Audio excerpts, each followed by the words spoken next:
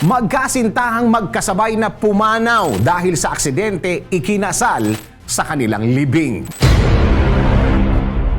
Ang pangarap ng isang young couple na magpakasal muntik nang hindi matupad dahil sa isang trahedya na tumapo sa kanilang buhay.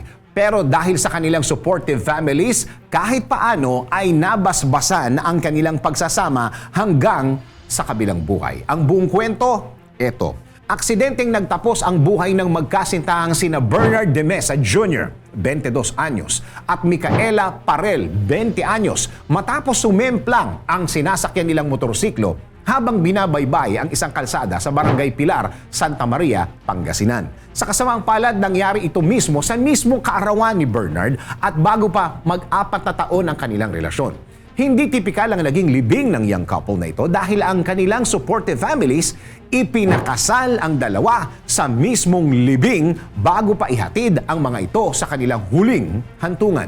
Ito ay dahil ang mismong pamilya nila Bernard at Micaela ay nasaksihan kung paano nagmahalan ang dalawa, kung kaya tinupad nila ang pangarap ng mga ito na maikasal sa isa't isa. Ngunit, ang ginawang seremonya para sa pag-iisang dibdib ng dalawa, hindi raw kinilala ng simbahan dahil ayon kay Reverend Father Bayani Flores, kinakailangan ng konset ng magkasintahan bago sila ikasal. Ngunit ayon sa nanay ni Bernard na si Janice, alam nila na gusto rin naman ng magkasintahan na maikasal at naniniwala sila na si Micaela at Bernard ang itinadhana para sa isa't isa.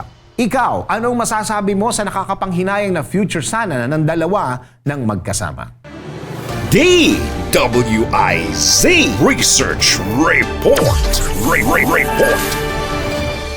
Thanks for watching. Ito po ang Aliw Broadcasting Corporation stations DWIZ 882, DWIZ News FM Regional, Home Radio 97.9, DWIZ News TV at Aliw Channel 23 nationwide. Kami po'y nagbabalita ng tama, naglilingkod ng tama. Like, subscribe, and follow.